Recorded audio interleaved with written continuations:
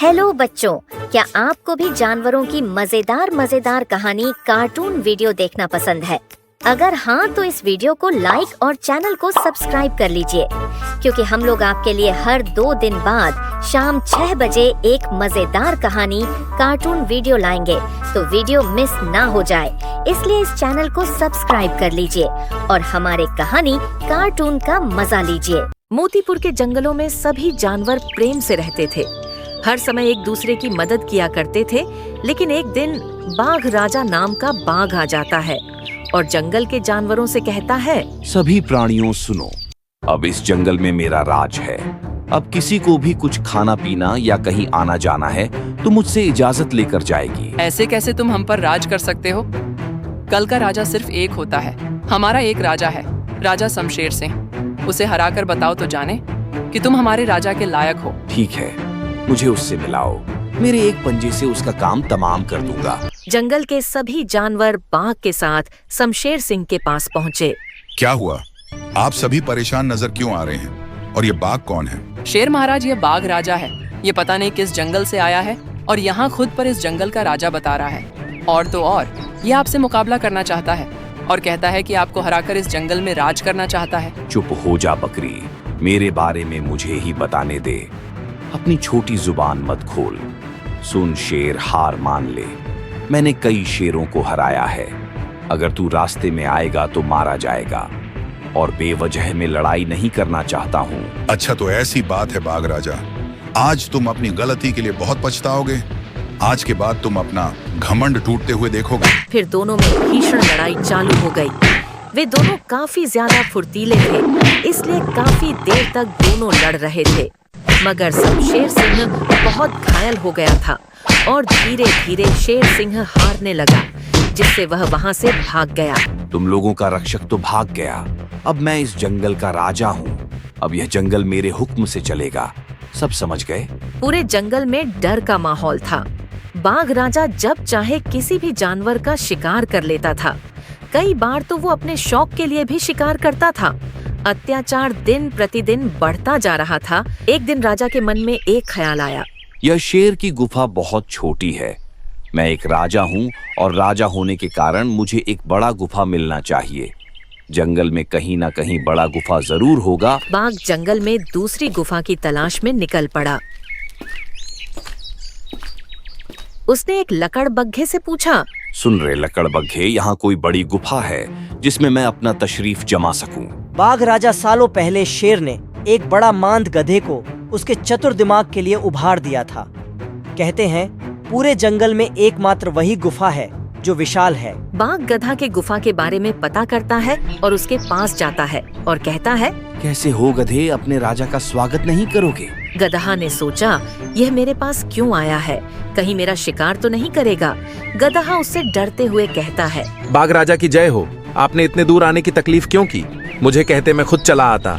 गधे, बात कुछ ऐसी है कि मुझे आना पड़ा। क्या तुम चाहते हो कि तुम्हारा राजा छोटे गुफे में रहे, जहाँ धूप पानी सब गुफा के अंदर आता हो?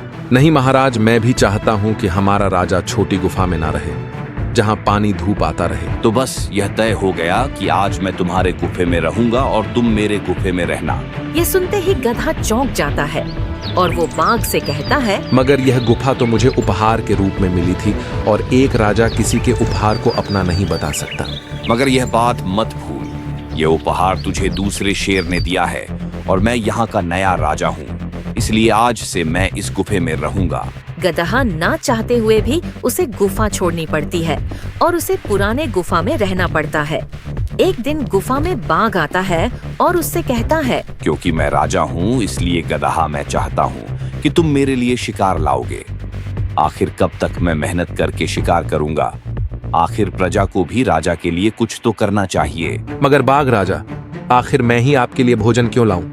जंगल में इतने प्राणी हैं, पर आपकी सुई मुझ पर आकर क्यों रुकती है? गधे की ऐसी बात सुनकर बाघ को बहुत ही ज्यादा गुस्सा आ गया और वह बोला, क्योंकि तुम मुझे घमंडी लगते हो।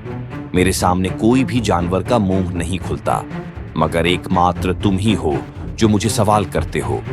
इसकी सजा तो मिलनी ही चाहिए थी। गधा को गुस्सा आ जाता है। वो गुस्से में कहता है, अरे घमंडी, मैं हूँ कि तुम हो? इस जंगल में आकर अपना डर दिखा रहे हो। यह मत भूलो, इस जंगल में तुमसे भी ताकतवर प्राणी हैं, मगर वह सब तुम्हारी तरह घमंडी नहीं है। गदहा, तूने गुस्से में कुछ ज्यादा ही बोल दिया है। अगर इस जंगल में मुझसे भी ज्यादा ताकतवर है तो उसे ढूंढ के ला और मेरा मुकाबला करा। अगर वो हार गया तो समझ ले तेरा इस दुनिया में आखिरी पल है। गदहा गुस्से में वहाँ से निकल गया और सीधे हाथी के पास पहुँचा। हाथी भाई, अगर एक बार तुमने उसे हरा दिया तो पूरा जंगल तुम्हारी जय जयकार करेगा। अरे नहीं नहीं, तुमने चुनौती दी है, तुम ही उसका निवारण ढूंढो, मैं तुम्हारे लफड़े में नहीं फंसना। एक बार शांति से सोच लीजिए। देखो गदहा, अच्छा होगा कि तुम कोई दूसरा उपाय देख लो या फिर भगवान से मिलने की तैयारी कर लो। तुमने उड़ता तीर ले लिया है, अब तुम ही उससे निपटो। गदहा मायूस होकर वहाँ से चला गया और एक गुफा के पास बैठ जाता है। मैंने उड़ता तीर ले लिया है। गुस्से में अपने आप को काबू रखना जरूरी है, मगर यह समय कुछ सोचने का नहीं है, कुछ करने का है। अगर बाघ राजा के पास कोई शक्तिशाली जानवर नहीं ले गया तो मेरा टॉय टॉय पीस है। तभी गुफा के अंदर पड़ने वाली रोशनी उसे दिखाई दी और उसके दिमाग में एक आइडिया आया। वो बाघ के पास गया। बाघ राजा, बहुत हुआ तुम्हारा अत्याचार।